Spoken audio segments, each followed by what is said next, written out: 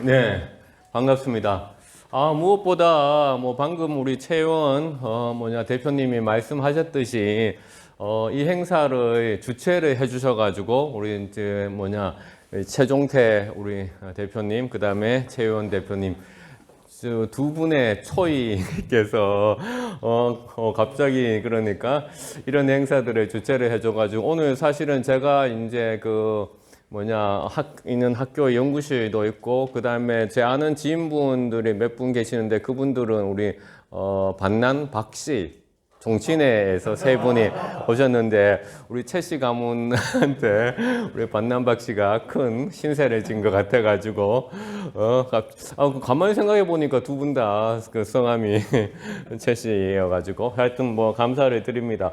오늘 이 행사는, 그러니까 제가 지난번에 제주도에서 디지스트, 그러니까 TVA 과정에서 특강을 했는데, 그 특강하고 나가지고 시간이 좀 모자랐어요. 시간이 좀 모자라가지고, 뒷부분 이야기를 좀 했으면 좋겠다라고 했었는데, 이제, 그것이 이제, 북토크로 이제 연결이 되었고요. 그 다음에 제 북토크가 앞에 있고, 그 다음에 지금 보면 한국 최초로 되어 있어가지고, 이더리움 다큐멘터리 시사회를 합니다. 그러니까 여러분들 오늘 정말 역사적인 자리에 계시는 거예요.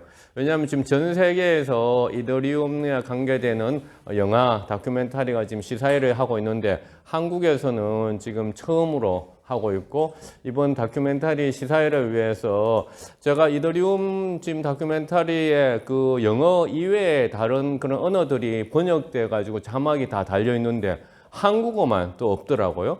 그래서 제가 이더리움 재단 측에다가 영화를 제작했는 측에다 연락을 했어요. 왜 한국어만 없냐라고 했더니만 아무도 그러니까 그 자발적으로 번역을 해주는 사람이 없었다. 라고 해서 제가 이제 그럼 제가 번역을 하겠다라고 해서 오늘 여러분들이 또 한국어 번역 자막본을 보시게 되는 겁니다. 그래서 이 시사회는 그러니까 철저하게 그러니까 사전으로 이제 신청을 해서 오늘 몇 명이나 오는지 장소, 그래서 이더리움 그 홈페이지에 다 공개가 되어 있고, 그다음에 여러분들이 오늘 여기 했다는 것은 오늘은 사람들이 별로 주목하지 않더라도 향후에는 이게 이제 넷플릭스라든가 글로벌 OTT에 이제 이더리움 다큐멘터리가 나옵니다. 이제 그때 되면 여러분들이 오늘 이 자리가 정말 그 의미가 있었을 것이다 라고 생각이 드실 거예요. 제가 학생들한테 내는 과제 중에 또 이런 게 있습니다. 이제 넷플릭스에 가서 재밌는, 그러니까 엔터테인먼트 프로그램만 볼 것이 아니라 저는 이제 인터넷 이런 IT를 가르치는 거니까 구글 어스를 만들게 된 그 배경이 된 다큐멘터리 빌리언 달러 코드 이런 것을 보고, 그 다음에 스포티파이라고 하는 음악 앱이지 않습니까? 그 음악 앱을 어떻게 탄생했는지 플레이리스트 같은 다큐멘터리를 봐라. 그래서 이제 과제를 내거든요. 그래서 조만간에 있으면 이제 이더리움 비탈린 부테릭 오늘 보게 되는 것도 그 같은 다큐멘터리 하나로 OTT에서 열리게 될 것입니다. 그래서 저 북토크는 제가 30분만 하고, 왜냐하면 영화가 1시간 30분 되니까 두 개 합치면 벌써 2시간이 되니까 여러분들이 좀 지루할 수 있잖아요. 그리고 북토크는 책에 이제 내용이 나오니까 책을 열심히 보시면 될 것 같고, 또 우리 또 최종태 대표님이 후원을 또 오늘 또 하셔가지고요. 이제 오늘 이 자리에 오시면서 아마 이제 지금 우리 많은 사람들이 그러니까 지금 여기 앉아 계신 분들도 벌써 꽤 많은 수익을 올리신 분도 계실 거예요. 그러나 혹은 이렇게 수익이 좋지 않은 분도 있겠지만은, 우리가 이 웹3를 그러니까 온체인 기술인데 이것을 가상 자산으로 혹은 암호화폐 혹은 이와 같은 그러니까 코인으로만 생각하고 있지 새로운 인터넷으로 생각하는 경우들이 우리나라에서는 좀 많이 부족한 것 같아요. 하지만 어찌됐건 간에 이 신문 기사에서 보든지 보면 공부를 해야만이 그러니까 돈을 벌 수도 있고 새로운 기술을 개발을 할 수도 있고 혁신을 할 수 있다라고 생각합니다. 어찌됐든 그래서 여러분들도 오늘 이제 이렇게 뭔가 스터디를 하기 위해서 지금 오셨잖아요. 스터디를 이제 하기 위해서 오셨어요. 책 표지부터 제가 한번 말씀드릴게요. 책 표지 한번 보시면 이제 바로 이 표지거든요. 우리가 오늘 날짜에 시간에 맞추다 보니까 출판사에 우리가 엄청나게 그러니까 마지막에 일을 하다 보니 책 표지 이미지 설명을 그러니까 누락이 됐어요. 제가 보냈는데 지금 이 이미지 설명을 제가 그래서 슬라이드에다 넣었는데요. 이 책 표지 보시면 아시겠습니까? 책 표지 보시면 이게 스타워즈라고 하는 영화, 스타워즈라는 영화예요. 스타워즈라는 영화. 이 스타워즈라는 영화에 그러니까 다스 베이더, 그죠? 그 다음에 다스 베이더의 싸움을 하고 있는, 대항하고 있는 스카이워커를 이야기하는 거거든요. 다시 말해가지고 제가 인공지능을 통해서 만들었는데 이제 이 다스 베이더는 지금의 소위 말해서 빅테크 회사들이죠. 플랫폼 기업. 그래서 책 제목에 부제가 보시면 빅테크는 끝났다 이렇게 되어 있어요. 책 제목 부제 보셨나요? 빅테크는 끝났다. 사실 그거는 이제 출판사에서 적은 거거든요. 책이 팔리면 너무 좀 심심해서는 안 된다. 웹3 기술과 민주주의는 너무 교과서적인 냄새가 난다. 그래가지고 빅테크는 끝났다. 또 영남대학교 출판사의 담당 직원이 책을 너무나 교정을 잘해서 자기가 책을 한 두세 번은 읽은 것 같더라고요. 그 내용을 너무나 잘 알고 있더라고요. 그래서 빅테크는 끝났다라는 부제를 이제 주었어요. 이 빅테크가 바로 다스베이더를 이야기하는 거고요. 그 다음에 스카이워커가 바로 이러한 새로운 인터넷을 만드는. 그래서 책 뒤편에 한번 열어보세요. 책 맨 뒤에 커버. 맨 뒤에 커버요. 그러니까 커버에 맨 뒤에 커버. 책 뒤편을 그러니까 열어보세요. 책 뒤편. 책 뒤편 보면 그렇게 적혀 있어요. 이 책은 그러니까 투자나 투기가 목적이 아니라 그러니까 새로운 인터넷을 찾아서 그러니까 계속 묵묵히 노력하고 있는 사람들에 대한 이야기다라고 적혀 있지 않습니까? 그래서 이제 다큐멘터리 보시면 그것을 이제 여러분들이 또 알 수 있을 겁니다, 아마. 그래서 책은 다스베이더에 싸우는 그러한 스카이워커에 대한 이야기예요. 그러나 우리가 이제 쉽게 생각하자면 웹3라는 것이 무엇인가 하면, 그러니까 빅테크한테 보상을 요구하는 겁니다. 일종의 보상을 요구하는 거. 우리가 이제 빅테크한테 우리가 데이터를 주잖아요. 우리 집이 어디인지도 주고, 우리가 뭘 주문하는지도 주고, 그 다음에 광고도 보고, 그 다음에 유튜브에다가 영상도 올리고, 인스타그램에도 올리고, 그렇게 데이터를 줬음에도 불구하고 우리가 아무런 보상을 못 받고 있잖아요. 그래서 보상을 받는 것이 이제 우리가 웹3 기술이다. 특히 온체인 기술이다. 라고 얘기할 수 있어요.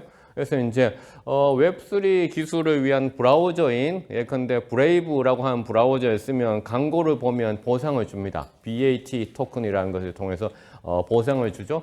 이렇게 보상을 이제 주는 것이 이제 웹3 기술의 가장 이제 핵심인데, 이 보상을 주는 것이 이제 왜 필요하냐라는 거 하면, 기존의 빅테크 회사들은 지금 여기 청소기 나와 있지 않습니까? 이 청소기는 여러분들 청소기 사용해보면 여러분들 데이터들을 다 가지고 가요. 왜냐하면 학습을 하죠. 우리 집의 마루 구조, 거실 구조, 방의 구조를 얘가 다 알고 있잖아요. 그래서 그 데이터를 다 가지고 있는데 책에 나오는 사례입니다. 아마존에서 이 청소기 회사를 인수를 하려고 했어요. 왜 아마존이라는 회사가 이 청소기 회사를 인수하려고 할까요? 바로 그 데이터가 필요한 거죠. 우리 집 가정에 있는 가정 공간의 데이터도. 그런데 EU에서 그걸 못하게 금지시켰습니다. 왜? 야, 너희들이 이런 가정 공간의 데이터까지 가지고 가면 우리를 다 지배하는 거 아니냐라고 이제 얘기했죠. 청소기 데이터. 물론 지금의 인터넷, 다시 말해서 인터넷의 모습이 우리가 얘기하는 웹3의 인터넷보다 훨씬 더 우수하다라고 주장하는 유명 학자들도 있어요. 바로 이게 이제 제가 표에서 붙여놨는 거거든요. 그 사람들은 소위 말해서 렉저라고 하는 그러니까 웹3 기술의 핵심이 훨씬 더 문제가 많다라고 주장하는 사람들도 있어요. 그럼에도 불구하고 이 웹3 기술은 그러니까 가상자산 혹은 암호화폐라는 이름으로 해가지고 널리 지금 퍼져가고 있어요. 여러분들 보시는 지금 이 그 편의점의 음료수 냉장고 옆에 있는 것이 비트코인 ATM이에요. 제가 23년도 캐나다 토론토에 이제 학회 때문에 가니까 그 학회장 옆에 편의점에 가니까 이 비트코인 ATM이 있더라고요. 그 다음 이번 여름에 오사카에 갔거든요. 일본 오사카 가니까 거기에도 지금 여기서 보는 비트코인 ATM이 있었어요. 그래서 제가 제 유튜브로 다 촬영해가지고 올려놓은 겁니다. 그래서 제 유튜브에 가면 이렇게 ATM이 이렇게 증가를 하고 있고요. ATM만 증가하는 것이 아니라 소위 말해서 그러니까 웹3라고 하는 그러니까 주소가 증가를 하고 있어요. 웹3라는 주소가 왜 필요할까요? 앞서 가장 기본적인 것이 보상을 받는다고 했잖아요. 그러니까 보상을 받기 위해서는 내가 이메일 주소 같은 것이 필요하잖아요, 당연히. 그러니까 이 주소가 보면 엄청나게 지금 증가를 하고 있어요. 이 증가하는 주소들은 마치 초창기에 인터넷하고 비슷하다라는 거죠. 지금 초창기 인터넷의 모습과 비슷하게. 예. 죄송한데 예. 말씀하세요. 예. 아까 그게 ATM기가 비트코인 ATM기가 예. 궁금해서요. 예. 저거를 활용해서 음료수를 사는 겁니까? 아니면 그게 현금을 ATM에서 비트코인 사는 거죠. 아, ATM기에서 비트코인. 예, 비트코인. 음료수를 사는 게 아니에요. 그래, 막 음료수 사는 건 아니에요. 음료수 사는 건 아니라 그 음료수 그 냉장고 옆에다가 설치를 해놨다는 거죠. 보통 편의점 ATM이 대부분 냉장고 옆에 놓지 않아요? 대구냉 ATM이라든가 있잖아요. 결제 수단으로 쓰는 줄 알았어요. 예, 결제 수단에 쓰는 곳도 있죠. 그러나 여기는 일단 비트코인 ATM을 저기 설치해놨다라는 거죠. 편의점에다. 그러니까 초창기 인터넷 모습처럼 이 주소가 증가를 하고 있다. 이것은 제가 지금 신주홍 원장님처럼 IT 교육원 원장님도 계시고 그다음에 전혀 처음 듣는 분도 계시기 때문에 제가 내용을 조금 이렇게 진도라든가 난이도를 좀 왔다 갔다 하면서 이야기를 하고 있습니다. 이렇게 주소가 이렇게 증가하는 이유는 과거에는 되게 이 온체인 기술들이 어려웠어요. 그 다음에 접근하기 어려웠어. 그런데 레이어 2라고 하는 L2, 레이어 2라고 하는 기술들이 워낙 빠르게 발전을 하면서 주소가 급격하게 빠르게 증가하고 있어요. 대표적으로는 뭐 솔라나라는 토큰 뭐 지금 엄청나게 폭등했잖아요. 솔라나 덕분에 많이 봤고요. 뭐 코인베이스에서 하는 베이스 스캔. 오늘 우리 다큐멘터리 영화도 베이스라고 하는 그러한 체인에서 돌아가는 그 영화입니다. 영화 자체가 베이스 체인에서 돌아가는 겁니다. 그래서 이러한 L2 덕분에 엄청나게 많이 이제 증가했다. 그래서 제가 2019년도에 대구시 블록체인 워킹그룹 위원장을 그때 시작했는데 그때 우리는 뭐라고 얘기했냐면은 제가 레이어 1, 이더리움이라든가 비트코인 같은 것을 레이어 1이라고 해요. 지금 레이어 1을 우리가 시작할 수 있을까라고 얘기를 했었어요. 근데 그때도 벌써 19년도였는데 지금 24년도 5년이 지났어요. 근데 지금 레이어 1 아예 못 시작하는 거죠. 레이어 2 이런 그런 응용 기술 가야 되는 거죠. 왜 이렇게 빠르게 증가하고 있을까? 바로 첫 번째는 뭐냐면 화폐로서 코인 토큰처럼 화폐로서 송금하는데 비용이 이렇게 차이가 많이 난다는 거죠.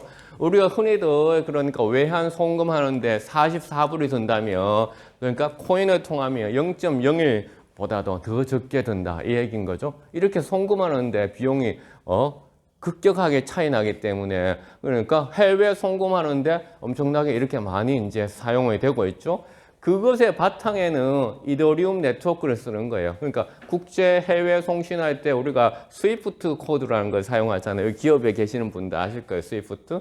근데 지금 이번에 러시아하고 우크라이나하고 전쟁을 할 때 그러니까 러시아가 스위프트 코드를 못 쓰도록 미국이 막았잖아요. 그럴 때만 러시아가 뭐라고 얘기했어요? 그러면 우리는 암호화폐로 결제받을게라고 얘기했죠.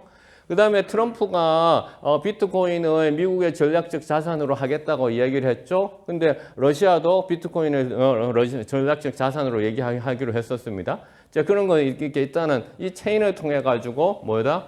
다시 말해 가지고 우리 결제하고 돈을 송신하는 데 있어서 엄청나게 비용이 저렴하다라는 거죠. 지금 우리 가게에 가가지고 현금으로 하면 왜 그러니까 10% 깎아줍니까? 카드 회사한테 수수료 때문에 그런 거잖아요. 마찬가지로 수수료 싸움인 거죠. 그렇죠? 그런데 이것이 가장 큰 겁니다. 그것을 우리가 분산금융, 디지털 파이낸스, 디파이라고 하는데 제가 조금 말을 빨리 해야 될 것 같아가지고 그래요. 디파이라고 하는데 디파이 영역이 가장 컸는데요. 지금 보면 다른 영역들도 지금 증가하고 있어요. 그 다음에 보세요. 소셜이라고 되어 있죠. 소셜 미디어 영역도 이제 증가를 합니다. 그래서 제가 최근에 학생들한테 어떤 과제를 냈느냐면은 웹3의 소셜 미디어인 팟캐스터, 이따 다큐멘터리에 보면 나와요. 팟캐스터라는 것을 사용해보고 후기를 올려다라고 얘기했어요. 그랬더니 뭐 얘네들이 학생들은 자, 혹시 우리하고는 틀려요. 2003년생들이잖아요. 그러니까 바로바로 즉각적으로 흡수를 하는 거예요. 그래서 소셜 미디어 영역이 갈수록 이렇게 증가하면 그 상당히 빠른 시간에 이러한 웹3 기술이 우리한테 오는 거예요. 그 다음에 지갑, 메타마스크 같은 지갑, 이러한 영역들이 하고 게임, 뭐 NFT는 소셜보다도 더 적은 영역이죠. 그러나 이러한 디파이 영역 때문에 이제 크게 이제 증가를 하고 있어요. 그래서 이제 뭐 보급은 얼마 남지 않았다라고 얘기를 할 수밖에 없을 것 같아요. 물론 여기에 대해서 이제 또 번역된 책이 하나 있어요. 읽고 쓰고 소유하라라고 하는 그런 책이 이제 미국 책인데 제가 그 책이 원서가 나오자마자 와, 이 책 너무너무 잘 썼네 라고 생각을 해가지고 그 책에 있는 중요한 내용들을 번역해가지고 제가 제 책에다가 집어넣었는데 제 책이 이제 출판사에서 교정하고 있는데 읽고 쓰고 소유하라고 하는 그 책이 한국어로 푸일 번역본이 나왔더라고. 푸일 번역본. 그러더니 바로 우리나라에서 베스트셀러. 왜냐하면 베스트셀러 되는 거는 아시다시피 출판사에서 엄청나게 마케팅 해야 되는데 그 책은 로열티를 많이 줬는 것 같아요. 근데 이 저자인 크리스 딕슨이라고 하는 사람이 뭐라고 얘기하냐. 이 사람은 소프트웨어 철학가인데요. 그 다음에 미국의 실리콘밸리에서 아주 IT 쪽으로 유명했던 사람인데 웹 1.0 다시 말해서 기존의 인터넷 홈페이지 그 다음에 웹 2.0 소셜미디어 하고 비교했을 때 빅테크인 소셜미디어와 비교했을 때 우리는 웹 3.0은 다시 초창기 인터넷으로 돌아가는 것이다. 초창기 인터넷은 뭐다? 자유, 그 다음에 평등 이런 것을 주장하는 것이다 라고 이제 얘기를 하면서 이제 결국은 무슨 얘기를 하고 있느냐면은 이 웹3에서 코인과 토큰은 지금 데이터하고 마찬가지다라는 이거 무슨 얘기입니까? 지금 스마트폰에서 여러분들 와이파이 없는 곳에서는 뭘 써야 되죠? 데이터를 본인 개인 데이터를 써야 되잖아요. 그러면서 크리스 앤더슨 이 사람이 뭐라고 크리스 딕슨 뭐라고 얘기하냐면은 이제는 모든 소프트웨어도 마찬가지로 토큰이 필요하다라는 거죠. 소프트웨어가 돌아가기 위해서는 공짜로 쓰는 것이 아니라 토큰이라는 것이 필요하다. 마치 우리가 데이터를 써야 되는 것처럼. 그래서 앞서 웹3 소셜미디어 팟캐스터 같은 걸 쓰기 위해서는 토큰이 필요하거든요. 토큰이. 자, 그렇게 바뀐다는 거예요. 그러면서 마치 고속도로를 다닐 때 우리가 고속도로 토요비를 내야 되는 것처럼 그러니까 토요비를 내야 된다라는 거죠. 그게 토큰이다라고 얘기해요. 그러면 데이터만 내는 기존의 빅테크하고 그다음에 토큰도 내는 그다음에 웹3 인터넷은 어떤 차이가 있느냐? 보안과 그다음에 보상과 그 다음에 사람들의 자유로운 참여가 틀린다. 그래서 사람들이 결국은 조금의 비용이 더 줄더라도 그것으로 올 것이다 라고 얘기를 합니다. 저도 뭐 사실은 그렇게 이제 생각을 해요. 그래서 제가 1부에서는 지금 책 목차를 보시면 이제 중앙 집중화와 문제점, 그 다음에 패러다임의 전환과 웹3의 등장, 그 다음에 블록체인의 설계 방식과 탈중앙화, 그 다음에 뭐 여러 가지 읽을 거리 이렇게 집어넣어 놨습니다. 그래서 일부에서 이와 같은 새로운 어떤 탈중앙화에 대해서 이야기를 합니다. 그래서 이러한 새로운 탈중앙화에 대해서는 관점은 사실은 여러 가지가 있을 수 있어요. 뭐 우리가 유토피아, 뭐 공리주의, 뭐 절충주의, 그 다음에 혼종주의. 제가 오늘 짧은 시간에 책에 있는 내용을 다 말씀드릴 수는 없고요. 이 관점에 따라서 각각의 체인들의 설계 방식이 다르게 나타난다라는 거죠. 2부에서는 제가 이제 좀 더 본격적인 좀 그 시류에 맞는 이야기들을 하고 있어요. 가상자산, 비트코인과 이더리움, 그 다음에 신기술이 난 사회적 혼란과 대립, 그 다음에 탈중앙의 딜레마 사례, 그 다음에 여러분들이 익숙한 NFT, 그 다음에 스포츠의 뭐 초개인화와 펜토큰 뭐 해서 여러 가지 사례들을 이야기를 하고 있어요. 그래서 이건 무슨 얘기냐? 그러면 먼저 자, 이 얘기부터 해야 될 것 같아요. 2008년도에 그러니까 우리는 이름도 지금 맞는지 틀린지 모르는 사토시 나카모토라고 하는 사람이 혹은 집단이 혹은 조직이 그러니까 엄청나게 이상한 코드를 썼어요. 코드. 프로그래밍을 했죠. 그 프로그래밍을 뭐라고 얘기하냐면 이 사람은 그러니까 비트코인이다 라고 이야기를 했어요. 비트코인이다.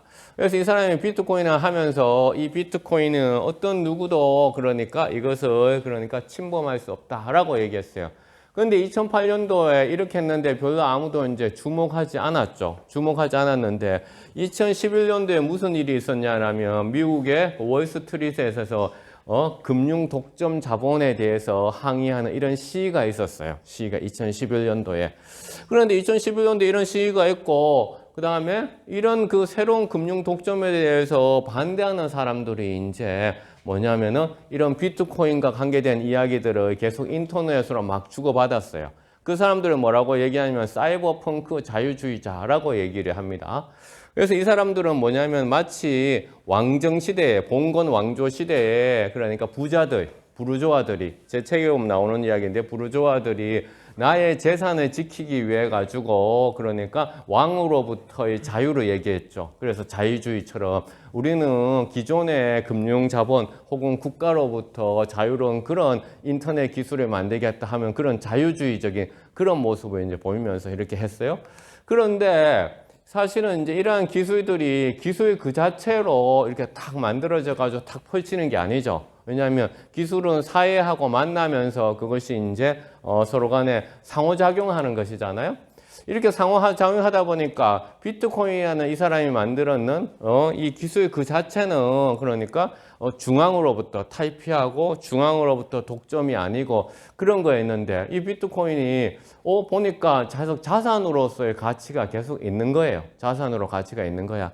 그렇다 보니 이 자산으로부터 가치를 사람들이 쉽게 거래할 수 있도록 하기 위해 가지고 2012년도에 이러한 자산들, 코인 토큰을 거래하는 거래소가 만들어졌어요. 코인베이스라고 하는 거래소죠. 미국에서 만들어졌어요. 코인베이스라는 거래소.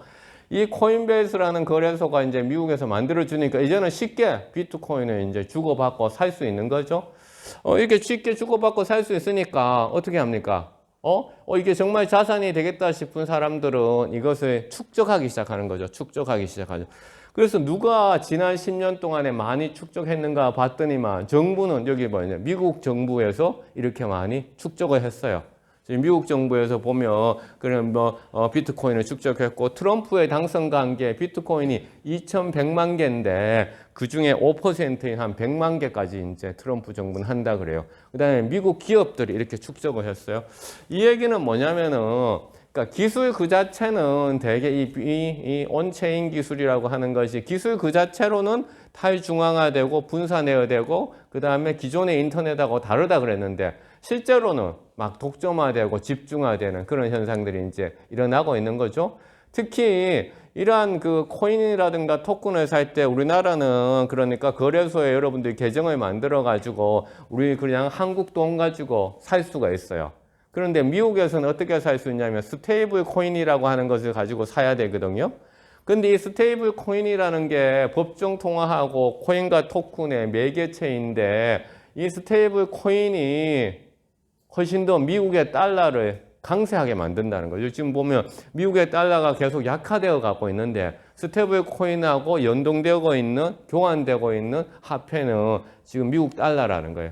훨씬 더. 그렇죠? 그래서 이 얘기는 뭐냐? 애초에 비트코인이 그러니까 절대 왕정으로부터 내 돈을 지키기 위한 부르조아들의 혁명이었던 것처럼 마찬가지로 기술 그 자체로서는 그러니까 탈중앙형하고 분산적이고 어떤 누구도 그러니까 침해할 수 없고 그런 네트워크로 시작했는데 이것이 가상 자산으로서는 지금 개인들한테 혹은 조직들한테 혹은 기업들한테 정부들한테 이제 독점이 되는 거예요. 그런데 이러한 그 비트코인에 대해서 그러니까 좀 새로운 어떤 이상을 가지고 있는 사람들이 등장을 합니다. 그 사람들은 어떤 사람들이냐면 소위 이더리움이라고 하는 사람들이에요. 그러니까 이더리움이라고 하는 사람들은 오늘 보는 이 사람들은 이제 비탈린 부텍이라고 하는 그 친구가 이제 하는 건데요. 이 친구예요. 94년생이에요. 얘가 고등학교 때 그러니까 워앤 워크래프트라는 게임을 했었어요. 게임을 하는데 게임하다 보면 아이템들이 있잖아요. 근데 이 아이템들을 바로 그러니까 자기가 계속 킵하고 싶었어요. 계속 간직하고 싶었어. 근데 이 게임 회사에서 이 아이템을 다 삭제시킨 거야. 왜? 그 아이템들이 그 게임 회사의 서버에 저장되어 있기 때문에. 그래서 이 사람이 어떻게 했냐, 비타민 부테릭이 이런 새로운 네트워크를 가지고서 내 아이템이 사라지지 않게 만들면 어떨까라고 했는데 찾아보니 비트코인이라는 기술이 그런 기술이고 그런 네트워크였다는 거죠. 그런데 비타민 부테릭이 그럼 비트코인은 앞서에 말씀드렸어요. 자산, 화폐로서만 엄청나게 가치가 있고 거기에다가 내가 새로운 애플리케이션, 소프트웨어를 만들기는 너무 힘든 거야. 만드는 거야. 그래서 비타민 부테릭이 어떤 생각을 했을까요? 바로 소프트웨어를 만들 수 있는 그러한 비트코인하고 유사한 것을 만들자라고 해서 이제 그게 나타난 것이 2012년에 이더리움이라고 하는 체인이에요. 이더리움 체인. 근데 이 이더리움이라는 체인은 어떠한 이상을 가지고 있느냐 하면은 그러니까 앞서 봉건 왕정의 자유주의 부르주아가 아니라 이 사람들은 뭐냐면 마치 프랑스 혁명에서 1인 1투표를 이야기하고 평등을 얘기했던 그런 시민혁명을 얘기했던 사람들하고 비슷한 생각을 가지고 있어요. 무슨 생각이냐? 사람들이 이 토큰을 하나를 가지고 있으면 그러니까 결정에 참여해서 투표도 할 수 있고 그다음에 토큰을 가지고 있으면 서로 간에 소프트웨어를 개발한 사람한테 이 토큰을 또 줄 수도 있고 그럼 이 토큰을 가지고 거래소를 해서 거래가 되면 소프트웨어 개발하는 사람들이 그것을 통해 가지고 내가 인센티브를 받을 수도 있고 이렇게 생각을 하는 거죠. 그 다음에 이 비탈린 부텍이라는 이러한 사람의 생각에 대해서 동참하는 또 다른 90년대생들이 많이 나타나는 거예요. 지금 여기 나타난 사람은 전 세계에서 가장 큰 그러니까 덱스라고 하는데 덱스 그러니까 탈중앙화된 거래소 그러니까 기존의 은행이 아니라 업비트라든가 빗썸이라든가 코빗이나 코인원 같은 거는 중앙화된 거래소거든요. 탈중앙화된 거래소 덱스라고 하는 거래소를 만든 친구예요. 맨 92년생이에요. 이 친구들이 새로운 인터넷을 만들겠다라고 생각한 거죠. 그러면서 얘네들은 비트코인식의 방식이 아니라 일종의 토큰을 배부하는 방식으로 해서 우리가 탈중앙화를 해야 되겠다. 그래서 그거에 최적화된 인프라 네트워크를 만들어야 되겠다라고 이제 생각하는 거예요. 그래서 이제 이더리움이라고 이제 하는 것이 나오고요. 이 화면 잘 안 보이시면 옆에 스크린도 보시면 돼요. 그런데 이러한 그 이더리움이라는 그래서 네트워크가 나오는 거죠. 그래서 크게 지금은 이제 4가지 유형이 있어요. 비트코인이라고 하는 네트워크, 이더리움이라는 네트워크, 그 다음에 이더리움에 경쟁하는 네트워크, 그 다음에 여러분들이 들어보셨던 도지코인 같은 밈코인 네트워크가 있어요. 4가지 네트워크가 있어요. 그런데 이 4가지 중에서 소프트웨어적으로 우리가 무언가를 설치해서 그러니까 작업하기 위해서는 이더리움이라는 네트워크가 가장 이제 유용하죠. 왜 유용할까라고 하면 이더리움 네트워크는 그 이념 자체가 이제 모든 사람들이 1인 1투표를 가지는 것처럼 그러니까 분산화시켜야 된다라고 하는 거죠. 왜 분산화시켜야 될까요?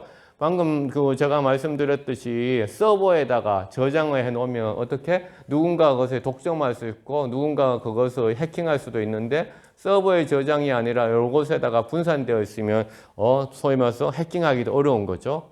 근데 그렇다 보니 민주적이다 보니까 그러니까 뭐 이렇게 속도가 느릴 수도 있어요. 그렇다면 이더리움에 경쟁하는 그런 체인들은 뭐 솔라나 같은 체인들은 그렇게 속도를 높이는 대신에 탈중앙화를 이제 포기를 하는 거죠.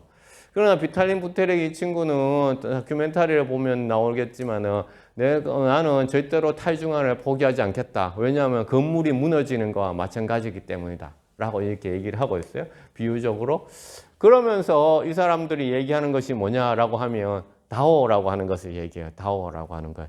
제가 이제 여러분들이 이제 나중에 책을 읽으시면서 제가 이런 얘기를 했던 것을 이제 그래서 이 맥락이구나 좀 이해를 하시라고 조금씩 지금 다 맛보기로 지금 말씀드리는 거예요. 그러니까 훨씬 더 많은 강의를 해야 되지만 다오라고 하는 거는 뭐냐면은 그래서 토큰을 가지고 사는 협동조합 같은 거예요. 토큰을 가지고 그래서 투표를 하고 사람들이 의사결정을 하고 그런 거예요. 그래서 우리가 사회적 협동조합을 그러니까 토큰을 가지고 하는 거예요. 새로운 인터넷 위에다가. 자, 이렇게 토큰을 가지고 이제 하는 것은 쉽게 말해서 어떤 거냐면은 그러니까 사람들이 그러니까 직접적으로 이제 그 의사결정을 할 수 있도록 해줘요. 그것을 우리가 이제 유동민주주의라고 얘기합니다. 리퀴드 디모크라시. 그러니까 유동민주주의라고 하는데 이 유동민주주의는 뭐냐면은 직접 투표를 이제 사람들이 하게 되는 거죠. 그러니까 국회의원들이 지금 우리 탄핵에 대해서 대리 투표하고 있잖아요. 그렇죠? 그게 아니라 직접 투표도 하고 그 다음에 대리 투표도 하는 거예요. 대리 투표에 신뢰하는 사람에게 투표를 유임할 수도 있고요. 그래서 이것이 작동되는지를 그러니까 최근에 그러니까 미국에서 이제 연구를 해서 해봤어요. 그랬더니 이 지금 직접 투표의 가능성들이 이제 나타나는 게 되는 것이 보이더라는 거죠. 그래서 이제 유동민주주의에 대한 이런 연구들이 이제 최근에 보면서 우리가 이것을 받아들일 수도 있구나라고 생각을 합니다. 받아들일 수도 있구나라고 생각해요. 그래서 이런 리퀴드 디모크라시라고 하는 그런 영역들이 새로 나타나고 있어요. 자, 이런 리퀴드 디모크라시가 나타나면 뭐냐면은 사람들이 직접적으로 이제 의사결정을 할 수 있고 그것이 이제 체인상에 모두 기록으로 남는다라는 거죠. 기록으로. 제가 너무 많은 정보를 이제 드리는 것 같은데 그러면 이것이 그러니까 또한 AI 시대인데 또 어떻게 또 연결이 될까? 그것도 한마디를 또 해야 될 것 같아요. AI 시대. 근데 AI 시대 왜 연결해야 되냐 하면은 AI 시대인데 사람들이 오히려 되게 불확실성에 쌓여 있어가지고 확실한 어떤 비즈니스를 원해요. 이렇다 보니 그런데 실제로 이 크립토하고 그런 AI가 서로 간에 연결이 되어 있어요. 왜냐하면 AI 웹사이트를 많이 보는 사람들이 또한 크립토도 이제 많이 보게 되고요. 그 다음에 이러한 블록체인들이 AI가 가지고 있는 여러 가지 문제들, 그러니까 다 이제 해결을 하기도 하고요. 그래서 이제 저는 뭐 NIA 한국지능정보사회진흥원에서 이런 거 얘기했어요. 국가 데이터 인프라라고 얘기하면서 데이터 주권이 필요하다 이렇게 얘기했어요. 데이터 주권이 이 보고서에서. 그런데 이 데이터 주권에 보면 내용이 사람들이 보상을 받을 수 있어야 된다. 데이터에 대해서. 근데 이 보상을 받으려면 결국은 이거 토큰이 있어야 되는 거죠. 크립토가 있어야 되는. 그래서 저는 이제 이 용어를 새로 만들었어요. CAD라고. 크립토 AI 데이터. 크립토 캐드. 이게 필요하다. 결국은 이게 안 되면 아무도 그러니까 온체인이 안 된다라는 거죠. 자, 이러한 관점에서 이제 우리가 이 전체적인 의견을 봐야 되는데요.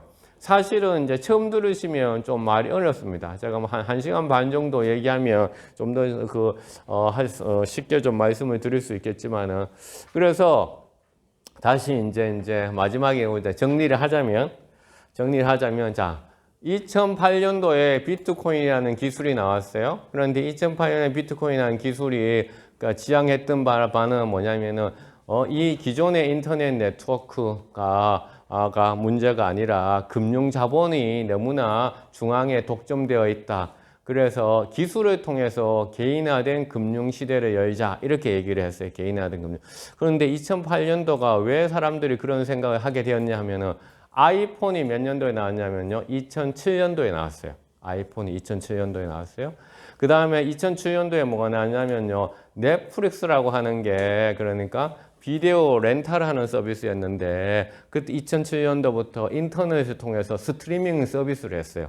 그러니까 사람들이 인터넷으로 넷플릭스를 보게 된 게 2007년도였어요. 이해하시죠? 그 다음에 그래서 2007년 그 무렵에 그와 같은 그러니까 개인화된 뭔가의 어떤 인터넷 서비스를 받은 소위 말해서 개인이 중요하다라는 어떤 그런 그 이념들을 가지고 있었는데 2011년도에 그런 금융 자본에 대한 아큐파이 월스트리트 같은 그런 일이 있었죠. 그러는데 시대의 천재인 비탈린 부테릭이 2012년도에 이더리움이라고 하는 것을 만들었죠.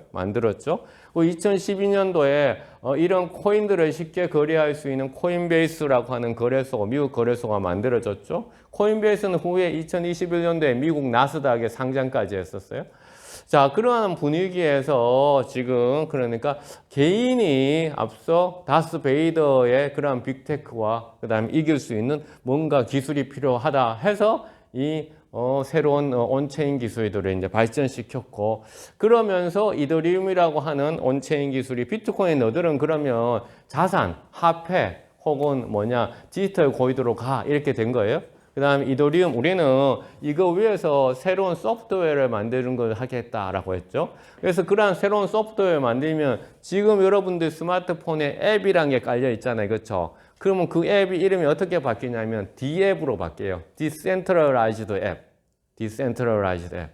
그러면 D앱이라고 하는 것들이 지금도 벌써 몇 개씩 지금 나오고 있거든요. 그래서 D앱으로 다 바뀌는 거예요.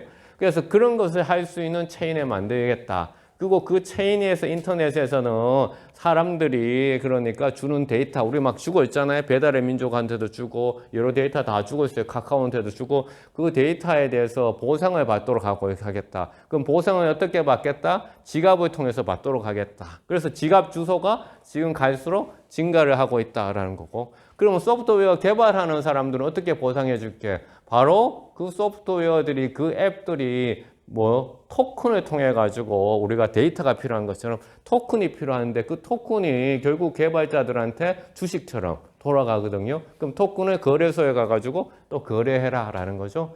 그러한 기술을 가지고 새로운 조직을 만들겠다. 그 조직이 뭐다? DAO, Decentralized Autonomous Organization이다.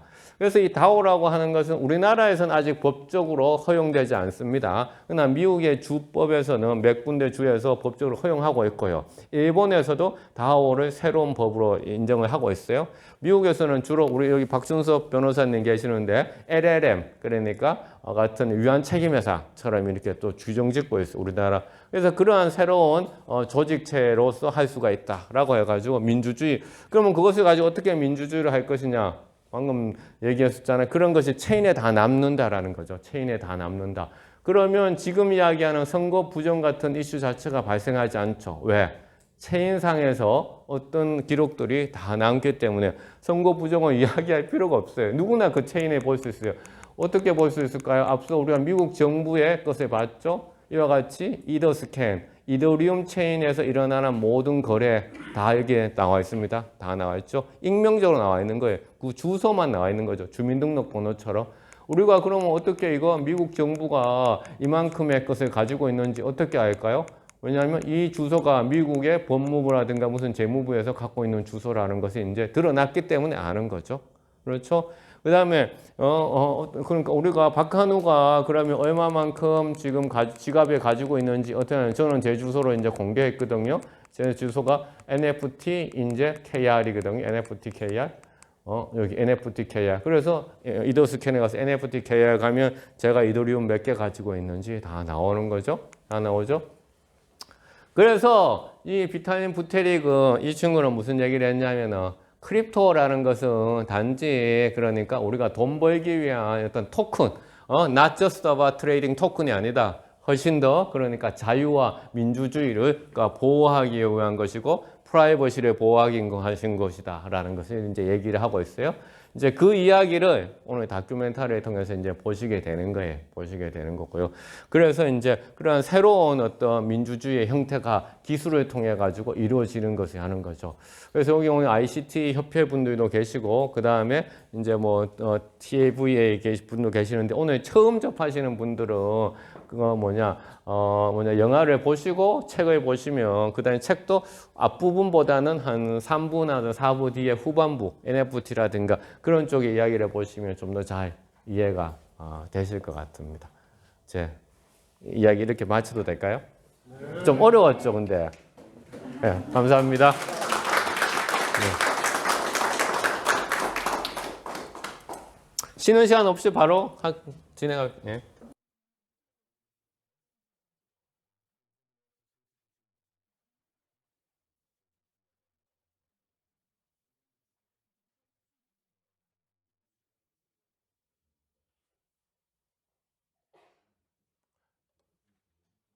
자, 보시면 이제 여기에 보면 제가 라이센스를 2024년도 12월 13일까지 돼 있죠. 12월 13일까지 저한테 라이센스를 줬고 그 다음에 저도 이제 제가 번역을 했지만은 공짜로 안 주더라고요. 그래서 제가 이걸 또 샀어요. 그러니까 그 소위 말 오늘 시사회 할 수 있는 권한을 제가 퍼셔스 라이센스 3개를 샀습니다.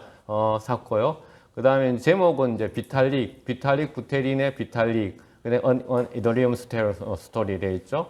그래서 1시간 한 20분 정도 되는 내용입니다. 그래서 시작하기 전에 그 다음 요거는 영상 이게 지금 시네마 플레이어로 나오기 때문에 영상의 품질 아주 높습니다. 그냥 일반 그게 아니라 해서 하고요. 시작하기 전에 제가 저기 프랭카드 앞에서 여러분들 그냥 앉아 계시면 단체 사진 하나 좀 찍도록 하겠습니다.